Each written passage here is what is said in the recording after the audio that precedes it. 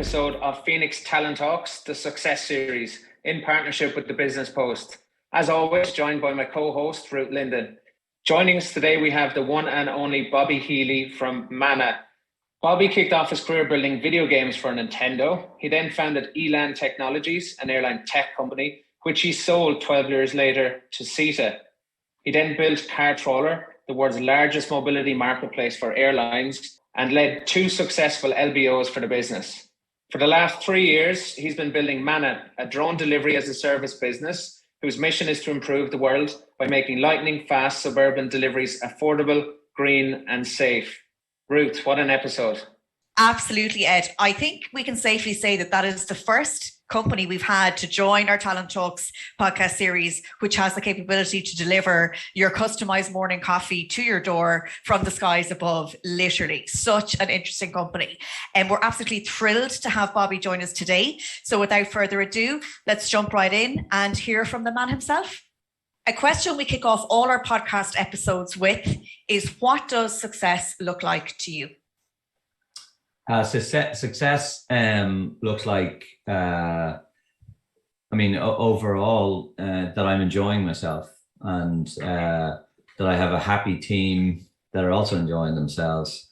And failure is, I think, toxic environment, toxic work, and a toxic project. And that's probably unusual to a lot of people. But, you know, when you start and found businesses the way I have done, you can choose what you want to do, right? So you do things that you enjoy doing, and I certainly want to have people around me that are just as, I hate to use the word passionate, but just as, you know, into what we're doing together. And I certainly think we're 110 people now in Manna, and I'd like to think that nearly all of them love what they're doing. And it's tough. I mean, it's hard work, and it's sometimes stressful, and, you know, all of that good stuff. But nobody, certainly in my team, thinks they're building their career. They think they're enjoying themselves. They think they're learning, and they're going for a particularly big target and a shared goal. But nobody thinks they're building a career, but they're enjoying themselves. And so that is the measure of my success. Is, am I happy? Am I enjoying myself? And I couldn't be if at least I thought that the team weren't behind me as well. And that's it. It's an unusual one, you know. And then success or failure. I mean, if the project doesn't work, if business goes out of business, I wouldn't call that a failure at all. And the size of it and the amount of money we may or may not make, certainly that's, you know, you want to hang your hat on that and use it to brag with your brothers and sisters and your mother. But you know, so long as I'm happy and so long as we're doing well and, you know, have done a good job and we're proud of what we've done, that's the measure of success. That's really interesting. How do you gauge their happiness, Bobby? Do you put a survey out? Do you? No, God, no. Jesus, no. You know, engagement surveys and all that, you know, stuff. No. You know, I did that in previous lives, and no, I mean, you know, when you're a small company, you know, right? Because you're talking to everyone regularly, and just like your friends, you know, if your friend's pissed off with you, they're not talking to you, whatever. You get the mood, and you have that luxury in a company. Like if I don't know everyone that works in the company and what they're doing and what's motivating them, there's something wrong with me, right? So you can do that for a certain level of scale, absolutely. And then, yeah, you have to use tools like engagement surveys and all that stuff. But no, I mean, largely I would know who's happy and who's not. And there's certainly a little bit of, you know, when you have 100 people, plus or minus, you have an exponential number of connections between them. And things can be difficult, interpersonal issues and all that stuff. But we do town halls pretty regularly, and I know from the feedback, the questions and all of that stuff, that we're in a good place. And I like in businesses I've run before, I've always pretty much had my finger on the pulse, and I know who's happy and who's not happy. And often it's because the company would outgrow somebody, or, you know, actually the biggest one, that the reason that people wouldn't be happy is companies grow quickly. They go through different gear changes, both in scale and in process and governance and culture. And that sometimes outstrips people's own personal growth abilities, and then they become isolated and kind of don't know which way is up and which way is down. But okay, yeah. And Bobby, I guess, look, obviously you've exited multiple tech companies previously and had a great career, even up to the point of creating Manna. It's such a revolutionary concept, I guess. The motivation for doing it again, because it is probably 7 to 10 year cycle, maybe. You know, did it have to excite you? Was it a light bulb moment, or what really motivated you to do this again? Yeah, and just on the time frame, you need to think in decades. My last business was 15 years. I was, running it in various shapes and forms, and the one before that was 13 years. So I'm assuming this one's going to be at least a decade, and that's the way you think about it. So getting into it, you need to say, okay, that is the commitment. The commitment is, can I give a decade, my next decade? And I was 49 when I started this. So am I going to step off this particular thing when I'm 59? And I don't know anyone that's 59 years old that isn't in some kind of a home, So, I said, first of all, do I have the energy to do this? Because it takes a lot of energy. Are my family going to leave me if I do it again? Because I have children, I have a wife, and it's as much a commitment or a sacrifice to them as it is to me, because I'm the one traveling around the world and, in inverted commas, living the high life, but I'm often not there, and it's a sacrifice for them or maybe it's not, maybe it's a luxury for them not to have to see me, but so we're all in it, right? And I definitely thought about that, and then when I thought about the energy levels, it turns out that the average successful tech founder is 47 years old, and wow. She or he, should have enough energy, and a good combination, a hybrid between energy and experience. I think that probably is the reason for that average age thing. So I said to myself, why not? And then the final one, which is the most important, is, will I enjoy doing this? And God Almighty, who wouldn't enjoy building a drone delivery business? Pretty unique, that's for sure. I guess if you look at even Cartroller was pretty revolutionary at the time as well. Is that kind of trailblazing, transformational element something that, has to have for it to be something for you to get involved in? No. And in fact, I'd argue that my last two businesses, Cartroller and Eland, weren't exciting businesses at all, and they weren't. They were exciting financially and growth and all that stuff, but that doesn't. Of course I enjoy that immensely, but it wasn't. I'll put it to you this way: if that's all that's written on my tombstone, I won't be very happy, right? I'd like to achieve something better for society than a car rental distribution system, right? So no, I think.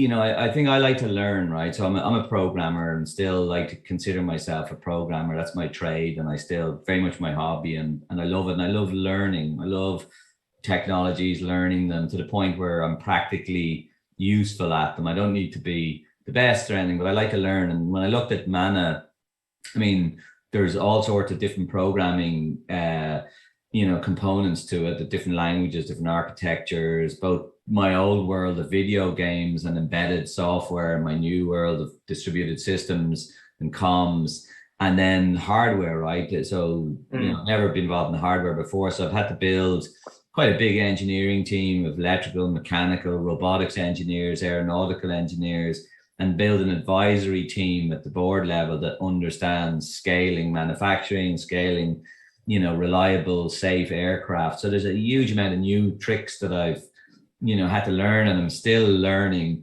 and that's really enjoyable, I must say. It's kind of, there's never a boring moment, and if I have any downtime, I suck it up with reading books or articles or podcasts or something on a particular thing that I need to be a pseudo expert in. So it's a wonderful project to be involved in, because it's going to be 10 years of learning, plus VC. I'd never run a VC backed business before, and that's another mad aspect to what we're doing. Brilliant. And before we get into Manna in more detail, just for those few that may not have heard of you or Manna, unlikely, and it's ambitious plans, can you just give us a quick overview of what you guys do, what Manna's about? Yeah, so we design and build drones and all the software on them, and we use them. We operate those drones to deliver products, lightweight, low-value products from vendors, outlets, shops, directly to consumers' houses. So we fly, for example, we fly off Tesco's roof, and you can order anything from Tesco, all 16,000 products. You can order them with our app, and we fly them directly from Tesco to your house. We hover over your house about 15 meters, and we drop it into your garden on a winch. So you get the product in 3 to 5 minutes, depending on if there's prep time or not. We're delivering coffee, pastries, takeaway food, hardware store, bookstore, you name it, we're delivering it. And you can, because of the fact that it's a robot and it's high speed, it flies as the crow flies. You order a coffee, you get it in 5.5 minutes from us. Like revolutionary. You touched on this earlier. You spoke about learning, and you love that. Like, you're a programmer, you're a techie person at heart. Obviously, the hardware piece was new. At any stage, like, this business is so dependent on that hardware and on the actual drones. Was there ever a time where you were like, my God, that's something I know nothing about? It's too much of a hurdle. Yeah, but it's kind of, how do you eat an elephant? Everyone's heard this one, right? But it applies really well here. You eat an elephant one small bite at a time. And if you really sat down and you thought about how the hell do I build the drone delivery, company? Well, the first thing you do is you say, well, first of all, how the hell do you build a drone? And then actually before that, you say, what skill set do I need to build a drone? That's the first question needs to be answered. And what is that world like? And so you can actually do a lot of research, on your desktop and find companies that do these kinds of things. And I layered my knowledge, right? So first I found out what's the skill set, and I interviewed a bunch of companies that can build drones to see could they build them. And really the output from that was, okay, I understood how to build a drone, kind of what type of people you need. And then you start to build your team. And I started to build a team of, guys that had built drones before, and found a team and funded that. And I started to learn kind of, and the first year was just building a prototype or proof of concept, kind of was never going to work at scale, but just to prove that, first of all, I could put a team together that can build a drone, it can fly autonomously, it can deliver all those things, and then that the capital cost of the drone could be amortized over a reasonable amount of time, that you could make money, and that also you could operate a delivery so your unit cost for the delivery would work. So all of these things there's a lot of standard business principles. There's a lot of standard, what I would call educational approaches to learning. And then there's kind of, and I think I do this part well, as I find and motivate teams well. And I understand, I think, well, how to shape, the seed stage of a business and a technology in a way that you're not building now to throw it all out. You can layer it on and continually, incrementally improve the thing to the point where you have that thing behind me, this aircraft that we have that actually is flying in Balbriggan, hundreds of times a day. It's done 110,000 flights, and it is now probably the best in the world at what we're doing. So, and it's all in little increments, To take that, I suppose, lack of experience in hardware and then put it into an industry that's so tightly regulated, was there major challenges around that? I'm sure, obviously, consulting with the IAA and that came into the equation very early. So again, anything there that you found was... That comes back to the strategy of the business, because the best business you can build is one that's really, really difficult for anyone else to do, and one in which you have an unfair advantage over everybody else, right? So if you have a structural competitive advantage, you really have something magical. And we're very lucky. When I started this business off, one of the things that I did was I went to meet the IAA, which is the aviation authority here in Ireland. And of course, another thing you have to learn is, first of all, who the hell regulates this and how do they approach it and all that good stuff. And it was clear that Europe, first of all, has an umbrella organization called the EASA that regulates everything in Europe, both airspace, aircraft, and everything in between. But IAA within that are, a big industrial regulator that, not most people don't know this, 90% of transatlantic flights fly through our airspace. So we have a really big industrial scale regulator here. And, we have a lot of support in Ireland for Indigenous technology companies, obviously from Enterprise Ireland and government and so on. So we have a really good environment. Everyone's wearing a green jersey kind of thing. But when I went into the IAA, I found the same thing. I found a regulator that kind of was well up for helping out and wanted to be part of this, and had actually, as it turned out, done a lot of work themselves. Before Bobby Healy ever taught a drone delivery, they had. And actually, there was a lot of regulations already in the works around doing this. So we had a perfect kind of environment for, a kind of mad startup that knows nothing about safety or risk or airspace, any of that stuff, but with a regulator that have a sufficient scale that could help us and guide us with regulations that we could fit into. And so we actually, Manna, probably one of the biggest reasons for our success is we've had an open door making regulatory progress that nobody else in the world has, because we're in Ireland. And we've also, that we sometimes they say, fair enough, you get lucky, but you do get lucky sometimes, and we are lucky because of that, but we ride our luck very hard, and that's what we've done. So we've taken advantage of that advantage, and we've really gone, like, we've overtaken Amazon that have been at this for 8 years. We've overtaken anyone else that's been at this for 7 or 8 years with deep pockets and smart people. And we've actually now become, I would say, we're maybe not the first, we're probably the second in the world, in terms of our progress now. And we've come from nowhere to get that position. So, and that's, I would say hats off to Ireland for providing that incubator. Are you pinning that mostly to the regulation environment that you find yourself in, or is there, I suppose, technology developments that you have that maybe Amazon or Alphabet don't have? No, I think no. It's the I think it's the policy and regulatory environment. So policy wise, Ireland wants to be a leader in whatever technology, and it's very business friendly. And that's, thanks to, despite what everyone else says, thanks to government policy, we have a very friendly environment for companies like ours. But the big enabler has definitely been the regulatory. But I think they go hand in hand. I think if government policy wasn't receptive, and I could go around Europe and point out very important markets that have absolutely no advances in drone technology because there's a lack of regulatory policy, because of a lack of government policy. So we have that in spades, and that means that essentially Ireland and, of all places, Switzerland are two best countries in the world to do, to build a business like we're building. But longer term, I mean, obviously we love Ireland, but it's not our core target market, right? The world is our market, and we have to wait for regulations to be in place across the world, and they are quickly doing that. But I mean, I have the head of some of the biggest, and I can't name them, the biggest technology companies in the world reaching out to me to talk to me to find out how the hell did we pull this off and what's the magic and all that stuff. And obviously I'm not going to tell them, but we're a tiny company with tiny resources, and we're winning, and that is because we're in Ireland. That's phenomenal. Do you have any concerns, Bobby, that you'll do all the hard work and the grunt work, and you liaise with the IAA, and you go to Europe, and the regulations will all get changed, and then someone else comes along? Obviously you'll have first mover advantage, but is that a concern? No, no. Because I'm naive, I don't think about the risks. I only think about moving things forward.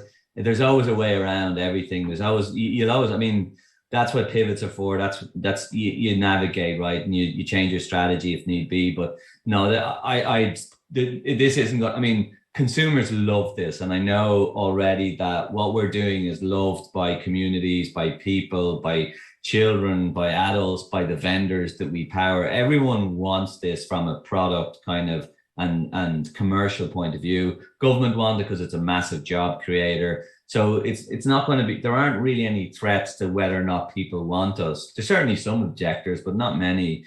And then when you think about regulatory, that's then a science, right? It's kind of technically, can you make it safe? Is it scalable? Is there enough space in the air? All that stuff. The answer is yes. it's easy to do this. It's easy to make it, no, sorry, it's very difficult to make it mechanically safe. Very, very difficult. But it's easy to see a future where the airspace is managed, it's federated, operators like us can share the airspace with others. It's very, very easy to see that world. And it's very easy to see the world where currently everything below 500 feet is left for the birds, or hang gliders or whatever it is. And that's a very, very valuable bit of real estate for countries to monetize and make jobs out of. And so no doubt whatsoever that it's going to, and I'll take your pun, take off.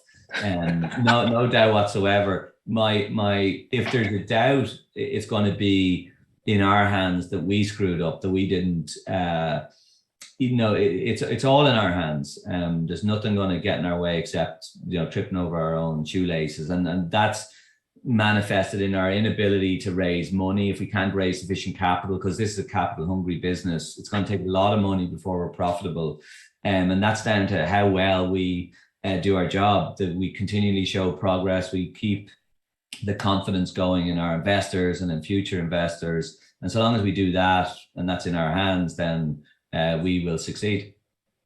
So I know it was self-funded initially when you came up with the idea, and obviously built that prototype, if you want to call it that. When you went to market to VCs, was the idea or concept a bit radical for them, or did you have to stretch it outside of Ireland really to get a bit of interest, or what was that process like for you?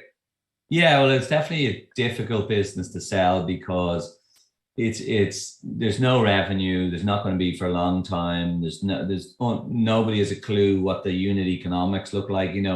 How much money will it cost to operate a delivery versus how much can you charge? There's no business model data to do anything. There's no precedent. There's nothing like this in the world. On top of that, Amazon have failed miserably to do this over 8 years, and they're not a bunch of fools, and they're not short of cash. Why can Amazon not do this and you can, at a little office in UCD? So there's a lot of question mark for sure. And then the worst one of all is regulation. What about regulations? You may be able to build it, but you're not going to be allowed to do it. And so certainly there's a lot of tap dancing around telling the story and trying to show a case for something that you've absolutely no corroboration of your claims, right?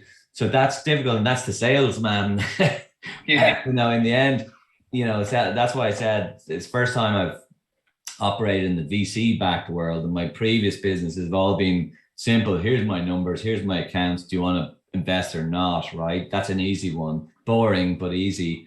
This one is about selling the mission, selling the story, selling the passion, the team, our capabilities, and selling the dream. And I enjoy doing that. I must say, I really enjoy doing that because I believe in it, right? I believe passionately that we are going to build an absolutely gigantic company here, and we know how to do it.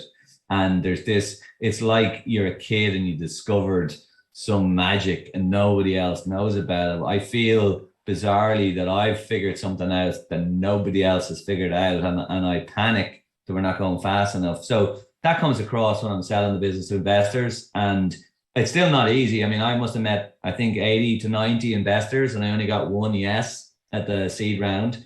Now, subsequently, everyone's piling in and everyone wants to invest in Manna, but the first, popping my cherry was not easy. And in the end, it was actually Alan Merriman of Elkstone who introduced me to a New York-based VC. And Alan straight away wanted to back the business. He knew me from before, but not the mad world of drones. And a visionary investor, and one that I knew well enough. There was trust there. But he also brought my New York-based lead investor, which is critical to getting around done. And from there, to be honest with you, it's been easy since then. All relative, right? It's been hard work, but there's a lot of credibility now. We've done a lot. We've achieved a lot. And it's hard to say drone delivery is not coming when it's already happening, just north of Dublin Airport. And it works incredibly well. And if you see it, we bring investors there and they see it, and it just blows people away. And you right away see that is the future. That is the guy on the hoverboard in Back to the Future happening and we're making money out of it, so it's been relatively straightforward once we got the first round done. Amazing. So much of your role right now, I guess, is focused on the fundraising element to make sure this keeps going, right? So, the metrics before you get to the next fundraise, is there X amount of flights or hours that you need to have completed, or what are you working towards? You work towards, first of all, how much cash have you got left and how long will that last you? And then you go backwards from that, hopefully 12 months to say, let's start trying to get more money in then. And then you say, okay, maybe another way to look, that's the bottom up, right? Where you say, okay, this is the time frame that, based on cash. The other way to look at it is, what's an incremental story that I can tell here? What progress can I make and show that's significantly better than the last time I raised funds, that would justify a higher valuation that you could then raise money and have less dilution on? So you work both ways. So you say, okay, when do I run out of cash, and what's the optimal best story that we can generate in however number of months? And hopefully those two roughly coincide, so that by the time you're raising money, you've accomplished enough that the story has moved on sufficiently well. And sometimes that story is, written in data. So you have, now we have 105,000 flights. We have all these deliveries. We have this proof around customer adoption. In Oranmore, 38% of the community use the service. In Balbriggan, we're already close to 15% after a handful of weeks. And so we're starting to show proof that consumers love this. We're showing the viability of the service technically. We're showing the willingness of the regulator to let us do this. And so we've shown a lot, but at the same time, we haven't shown enough yet, in my view, to justify some crazy valuation. And, I don't want to steal anyone's money either. We genuinely have delivered a lot, but I think, you always, that's how you think about a business like this. We're not going to be making money for a while. So you say, okay, when do we need more money? What does a business need, right? What's the most amount of money we can burn sensibly, right, to maximize our velocity without wasting money? And then what could I get away with? What's the minimum that I can use to not fall behind and go slower and lose my time advantage? And then you say, okay, well, when therefore do I need to raise, and what story will I have to tell by then? And that's the one I focus the team on. So I tell the team, we want to raise our, Series B by this time. Here's what we need to have achieved, and get them all to buy in on it. And then I feel better about banging the drum and making sure that everyone's working their asses off, because we know, I can tell them we're going to run out of cash in whatever month. So I'm not going to be able to pay your salaries then. So therefore I need to raise money back here. And they all have stock options. They're all invested in the company. So they know that if we don't do a good job, they're going to be punished by the markets. So, that's a nice, what I would call a bit of self and community flagellation. We're all under the same kind of torture regime, and it works really well. Everyone kind of responds well to that. You can be honest with them about the state of things. Team motivation / flagellation. I really like that one. Yeah, all holidays cancelled until morale improves. Meetings will continue, Yeah. Bobby, you mentioned that Ireland isn't your marketplace, the UK, the States, it's the world, but presumably no more than eating the elephant. It has to be, a country at a time. And outside of Balbriggan and Oranmore, where's the focus now, and in the kind of short term, how do you see the order priority going?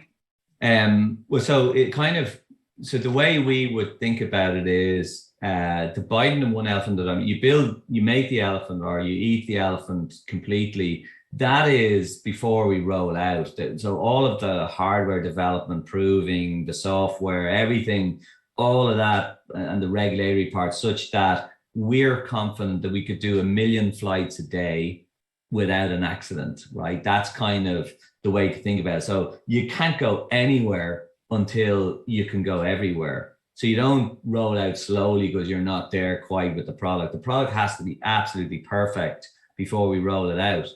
And that's that's kind of the problem with this business, because it's going to be zero forever, burning money, and then wham, it's going to go through the roof. So we will go concurrently with every market that's available to us once we're ready to do it. And we hope that will be 2023. And when that happens, we'll obviously, Ireland, we're here, we're going to roll out Ireland, a number of European markets. We'll have our first USA project, hopefully this year. And we don't really need to go very wide in year one, but we'll prepare in year one, 2023, to go everywhere. So every market that we don't enter quickly, it'll be a market that some other startup will start to build a position in. And, like kind of the rollout of an Uber or a DoorDash or Deliveroo or Just Eat, one of those guys, any market that you're slow to enter is a market that you'll never be first in. Okay. And that applies to our space. So we definitely want to go to as many markets as concurrently as we can, which will take a ton of capital. That's, once you can prove that you have positive unit economics and that your model scales, unlimited capital is available, and we could become a public company, or we could get large funding from the big privates. But to put it into perspective, I mean, the aircraft alone for 10% of the UK market is probably in the order of 500 to 700 million euros of capital. Wow. Just for 10 to 15% of the market. So the numbers, once you start to roll out, are very large. However, the cash profile is very attractive, right? So one aircraft will pay for itself in a handful of months. So they start to generate, attractive, cash output. So it is the right thing to go as parallel as quickly as you can. Wow. And how easy is it for the businesses to partner with you? Like, is all they need some space on the roof for the drone to land, or a place outside? Is it that simple? That's it, yeah. I mean, the first version, which is what we do in Balbriggan and we did in Oranmore, we're on the roof and they come onto the roof with us. So we have, the guys in Bobonia, we have Blasta Street Food, we have Gill Trip, we have a number of small vendors that they're on the roof with us. And that's a good model, right? Because it means that there's no runners between the restaurant and where we are. So it's very, very optimal. So you're losing about 30 to 60 seconds between the product being prepared and being flown. And that's important from the consumer point of view, but also the cost point of view. Later on, we are developing a system where we'll fly out to the vendor and pick it up and then fly on to the consumer. That's longer term. And the reason it's longer term is it's very, very difficult to do that safely. And so we'll be a lot more cautious about that. You don't really want, a camel tie person loading your drone. These are big, dangerous objects, and they have to be handled with care. So we do know how to solve that. There is a way, but it's not the first thing we'll solve. So the medium-term rollout will definitely be one big roof in a dark center somewhere, and all of our vendors there with us. If you bring it back, I guess, to the light bulb moment, was there one? Were you sitting at your back and a drone hit you in the head, or what happened, I guess? The corniest one in the world, but it's true, it's probably not the reason you should start a business, but I live in Rathfarnham, suburb of Dublin, for those that don't know, and very difficult. Libero's chippers down the road, about a mile down the road, great chipper in Ballantyre. Once a month I have a bag of chips. That's my limit. And I'm sitting I have a lovely big back garden, and I'm thinking, and I also know a bit about drones at this point. I've bought all the drones and crashed them, and like everyone has, played around with drones. And honestly, I just thought, I could wrap this thing in an API. They have an API. I could wrap it, and I could actually fly it autonomously to Libero's, and it could easily carry my bag of chips. So I thought, why don't I write a bag of chips app? And that was the sole extent of the ambition, was a bag of chips app for Bobby Healy. You hit the button, bag of chips arrives in my garden. And that's doable, but not a great, huge market. But that was where it started. And I thought, that drones would be such a great way to move things around like bags of chips. And that was the starting point. And then it all just falls into place from there. It's pretty clear that restaurants hate having to provide delivery, which is why Deliveroo and Uber Eats exist.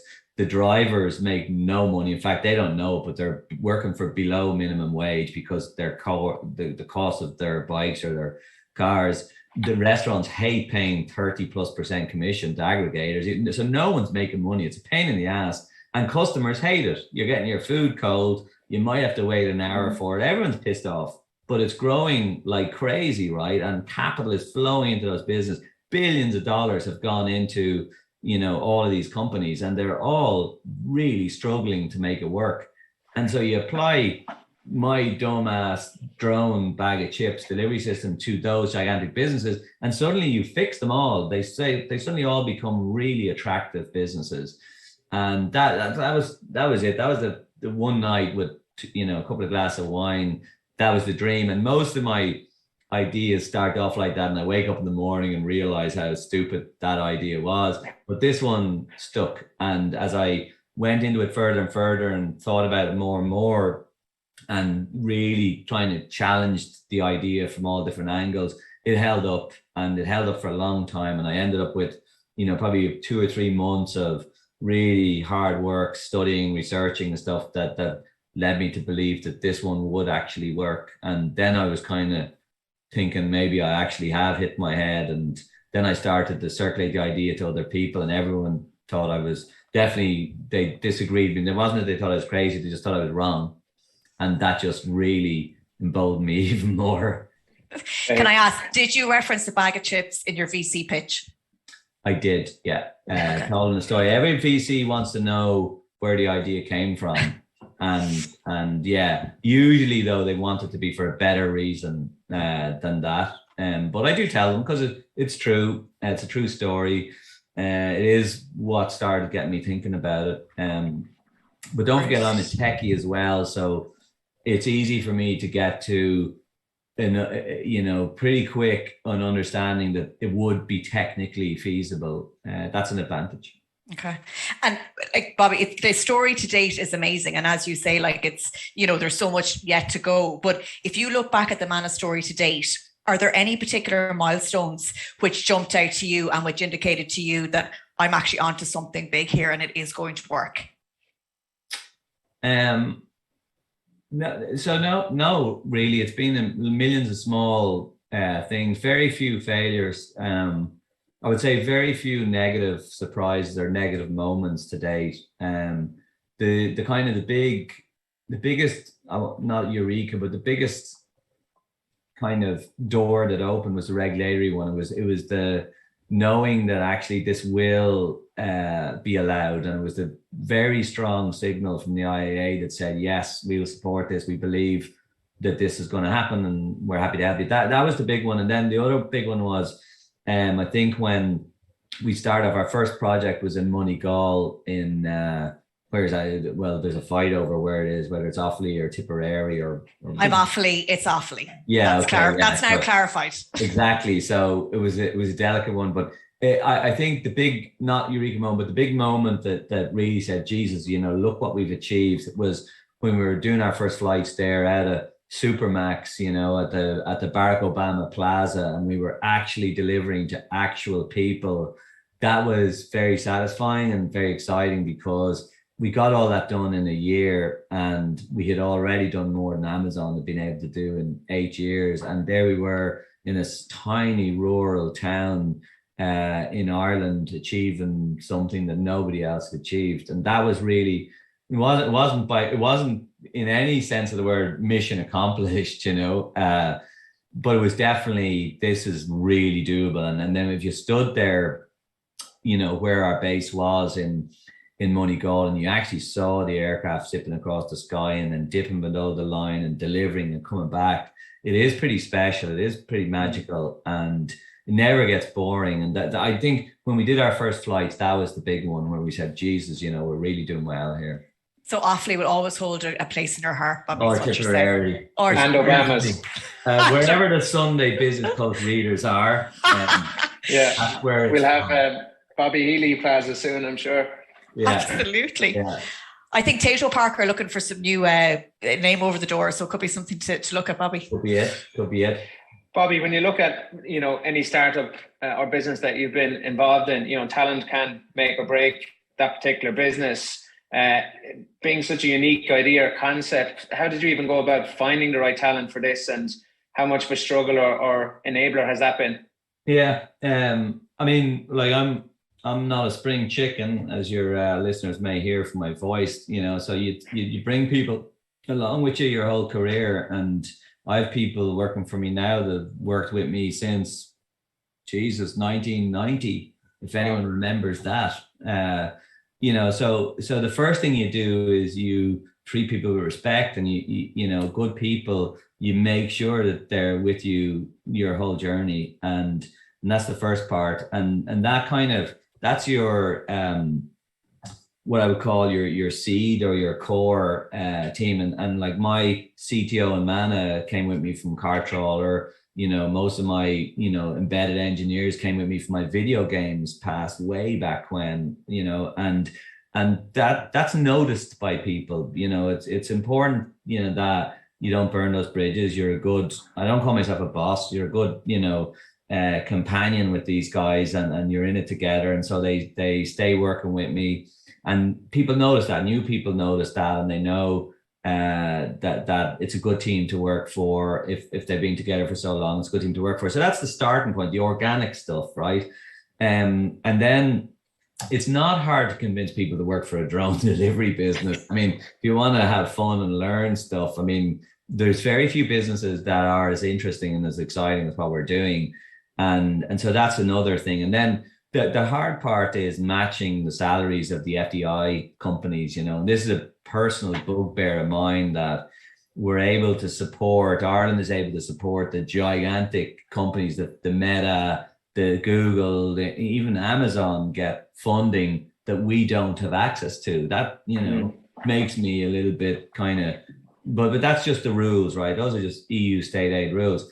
And so the hardest part is just, matching the salaries and the kind of perks that the big companies provide. But at the same time, it's also a good filter, right? Because if all you're motivated by is making a big, huge salary so you can have a bigger car or a bigger whatever, then I'm probably not interested in you in the first place, So most of my team would be on, options, and they're going to share in the success, and they're taking probably a cut below market rates because they believe in what we're building, and they're going really going for it. So hiring is a permanent job, and it is a big, huge use of my time. And same, my CTO, same thing, we have to allocate a huge amount of time for this, but it does make it's probably not the difference between success and failure, but it's probably a big part of it.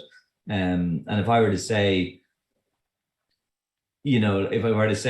the common thread amongst all the companies that I've run has been my ability to get really good people and to keep them motivated, and also make sure that they're marching in the right direction and all that stuff. I think that's something that I'm good at, but it takes a ton of time. So I know from looking at the business early days, you went to Wales to build your engineering team there at the time. Yeah. I guess competing against the larger brands in the local landscape, was that a motivation to do that, or was there a particular skill set there? No, just found, they could have been anywhere. Right. They could have been anywhere. And that was, at the start when I said, right, I know what's needed in a drone. I kind of know the rough components and how it's all put together. Now I need a team of people to do it. And I actually found this team by, simple desktop search. Like, I found a lot of my best people just by Googling, build a robotic arm, and you find some guy that's built a robotic arm, to do something. And the team in Wales, I found, I specifically went out looking for hobby drone builders, and there's millions of them, right? But these guys had also done a lot of work on particularly autonomous drones and particularly sized drones. And more importantly, it was very clear that they were extremely passionate about it and had learned a lot already. So they were definitely, it wasn't that I was avoiding a busy jobs market in Ireland. There just wasn't, at least I didn't find the guys that would be able to build that kind of thing anywhere in Ireland. So we actually scaled up quite a bit in Ireland, and actually, funnily enough, got lots of funding from the Welsh Development Authority for it. But that was it. It was simple Google searching and then contacting people. And I do a ton of that. Like, recently I found some guy in Paraguay, a robotics engineer from university there, and we've hired him, it's non-stop. So you're still very much hands-on the actual talent acquisition side? Oh yeah, Jesus, yeah. Oh my God. In fact, I'm the number one. I'm constantly looking for people and using the network, but more just Googling people and hanging out on LinkedIn, looking on boards, looking on all sorts of places. And like I said, that guy in Paraguay is a perfect example. Just I was looking for people and I said, you know what they might be doing? Good people might be building, I wanted to build a robot arm to sort pieces of Lego, right? Because I have children and therefore I have tens of thousands of euros in Lego. So I said, right, I want to get a robot arm that uses computer vision and sorts Lego. So I'll go looking for people that know how to do that. And there's loads of them. And then, if you go in to buy a puppy and there's 10 puppies and they're all wagging their tails, which one do you pick, right? Same thing with technology people. There's a number of unmeasurable things that you use. And I found this great guy in Paraguay, lo and behold. So yeah, I do that and I enjoy it actually. Yeah. Right. And looking to Manna's future, you've said that by 2026, you can see one city of 20 million people replacing half of road-based deliveries via drone. And presumably you envisage Manna being a big part of that. And you've also said that by sort of 2030, looking to have the world's largest IPO. So very ambitious plans. Is Manna on track? And are there any, things that you worry about in terms of threats, whether it be capital investment, human talent, human resources, regulatory blocks? Yeah, I think we're on track. Yeah, I think we're ahead of our plan. We've done more than I thought we would have achieved already.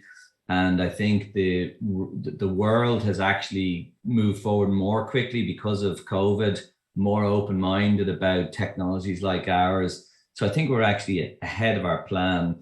And do I think we could? I think we could be the biggest company the world's ever seen. That's how big this space is. If you can move objects around efficiently in a scalable way, you enable a new form of consumption and retailing that didn't exist before. And where in the world was coffee delivery ever a thing?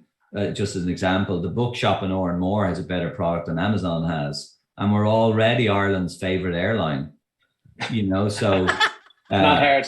we're actually an order of magnitude more preferred than any of the airlines that operate in Ireland today. So you can achieve a lot in a small amount of time, and we've done that. And by the way, that's measurable data from customer responses, I should say. It's not just a claim. And we are an airline. We're licensed as an airline, so that's where that comes from. But no, I think I'm not naive either. It's not easy to build a big company, but we're certainly in a space that can easily be absolutely gigantic, and we at least are one of the companies at the nascent stage of that industry, and we're making more progress than anyone else. I've reason to be cautiously optimistic.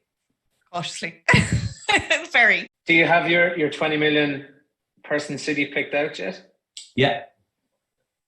Very good. That's where it is, though. That'll be the next podcast series we do with you, Bobby. Yeah. Reveal that. Yeah. Looking maybe to your career pathway. So when you were back in the Nintendo days, programming and developing games, did you always have an inkling, or did you know, was it always, I'm going to go down the entrepreneurial route? Because not everybody it's not for everyone. Is it something you always knew? Or No, I didn't. I've no education per se, except for a pretty crap leaving cert. And but I knew that I was good at programs. So I had a lot of confidence in programming. So I knew I was going to be able to find a job. And by the way, I'm old enough to remember when you were worried about whether you could pay the bills and even get somewhere to live. So I certainly had my trade, and I was therefore confident enough that. But then I was probably cocky as well, undeservedly so. So I ended up, getting into games, and I was a good programmer, but no money in games. And then I kind of by chance, fell into future things. Like I got this. I started my own games company. That didn't go very well at all. All my games were crap. And then I got a great job in the south of France, of all places. And so I stumbled into travel technology, but I was as a programmer. And it was only when I went to Mexico, I met this other guy, an older guy, and, he and I started a company together to, build this software for the Mexican or Latin American travel systems. And I knew how to build that. And I was very confident about that, but that's all that I was, or that I thought I was. And it was kind of when I was in Mexico that I, by chance, ended up having to also sell the stuff. And, you know, yeah, I'm good at selling stuff as well. So those two things kind of made me stumble along. Like, it's all random chance and accident. I never had a plan whatsoever. And I still really don't. My plan is to get Manna done, and God knows what happens along the way. But no, I never.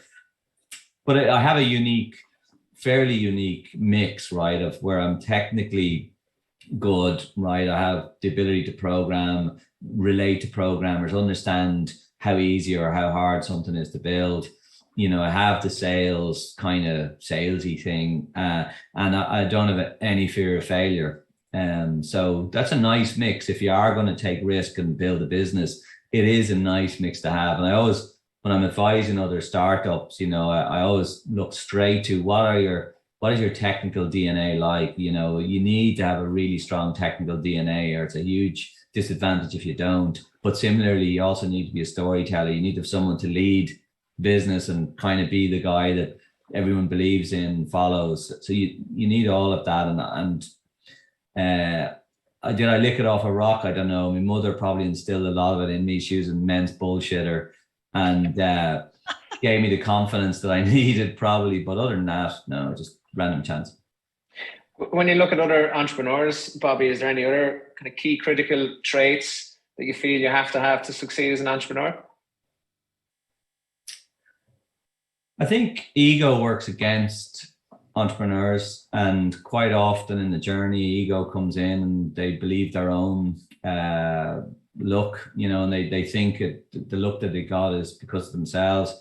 The trade, I think, is being able to build teams and to have teams, you know, enjoy working with you and want to work with you and want, you know, collectively to do something together.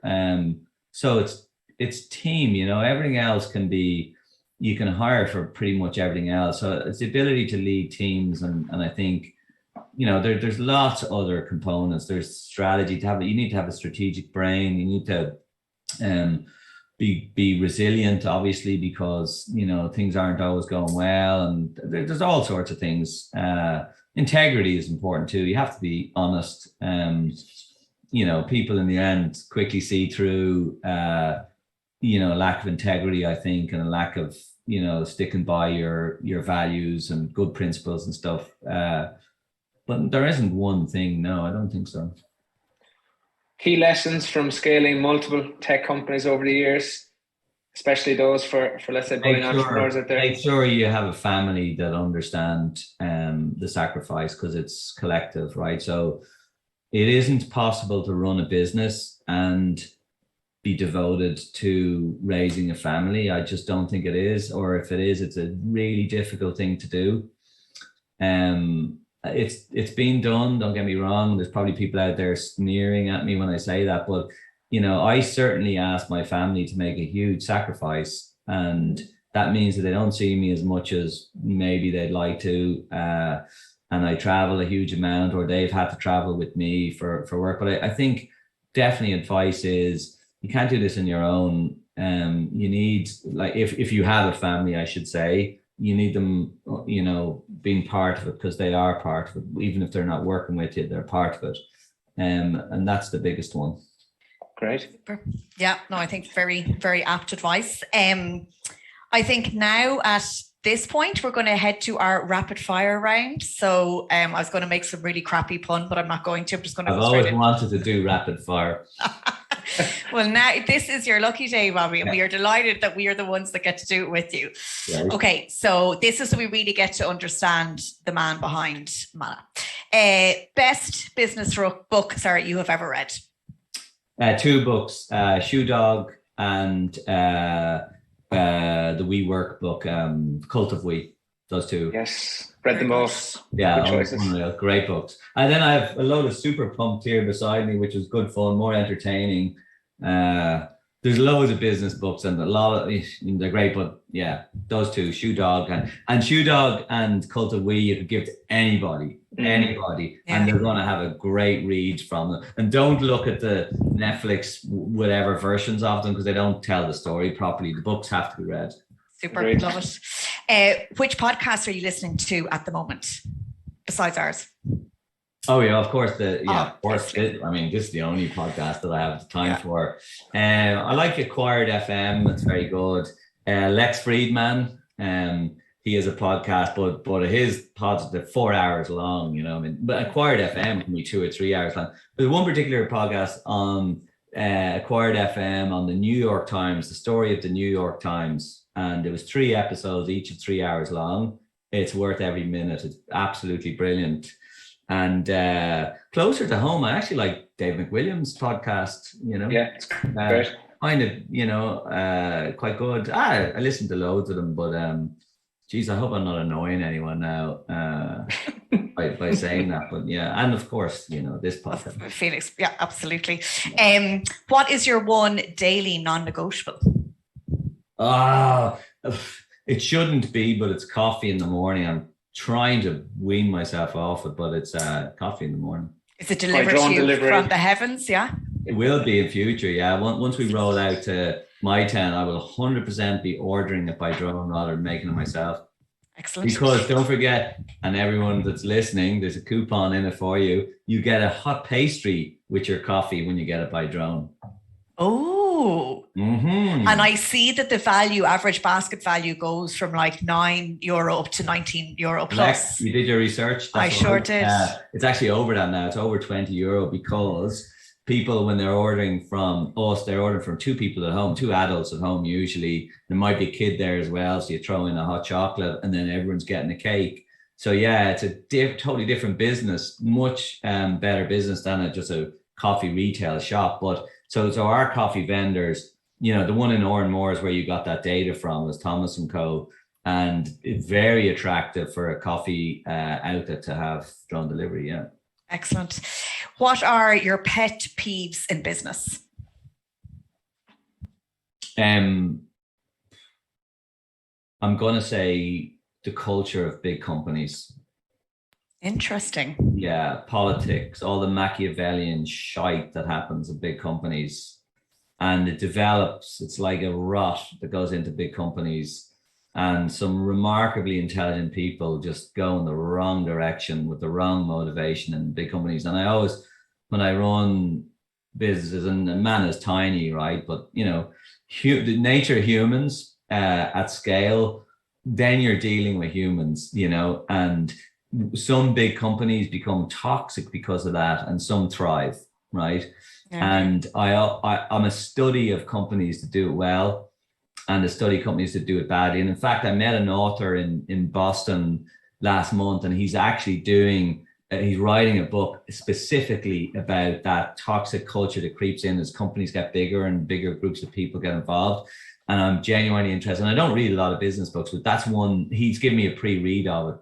And I'm very interested in it because that's an area, when I scale Manna, that's one of my key focuses, to make sure none of that gets in there. So pet peeve, humans. Bobby, won't ask who you believe got it wrong, but what businesses do you believe have got it right? No, I'm not going to say. Okay. Well, okay, Stripe have it right, but I won't say the ones that got it wrong because... No. Yeah. Of course. Fair enough. Okay. Like such, you know, no doubt, as you say, there's sacrifices, busy man. Do you manage to switch off? And if so, how? Never switch off. Permanently on my phone, on Slack, on email, on WhatsApp. And if I'm not on Slack, I'm down in my base. I work from home, and I'm down in my basement. I'm writing SQL to look at data to get different answers on different things. We have a gigantic database from the aircraft, from all the blogs. I'd have a question. I'm 7 days a week, all the hours I can get. I'm a really bad parent and a husband because of it, but I can't, and I don't want to switch off. I'm so obsessed with the detail and with the organization of things. And I just, no, don't switch off. And if I did, my dream, which I'll never achieve, is to sit on my deck chair in my back garden in the sun with a transistor radio, reading a nice book. But the problem is I'm always connected, so that's never going to happen. Okay, so my next question was sipping pina coladas on a beach, looking back fondly on your achievements should now be changed to deck chair in Bobby Healy's back garden, reading a nice book. That's it, yeah. That's the dream. Is that in your future, or will Bobby Healy ever stop? I don't think that is my dream, to be able to do that.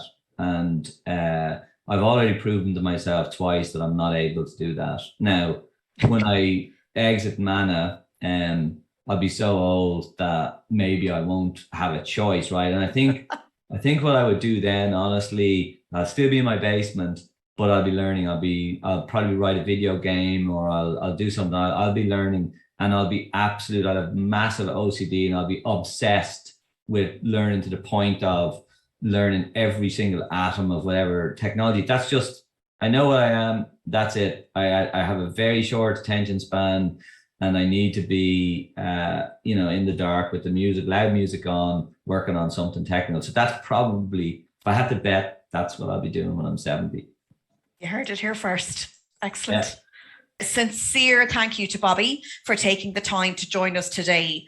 That was such an interesting episode, such a unique opportunity to hear from Bobby and to hear how fun plays such a large part in his definition of success, through to how he attracts and retains staff and teams, some from the 1990s, and then his key tips to budding entrepreneurs. Just a really, really interesting, fun podcast series. This concludes another great episode of Phoenix Talent Talk Success Series podcast in partnership with the Business Post. As always, you can check out Phoenix and our Talent Talk Success Series podcast online across all usual social media and podcast channels.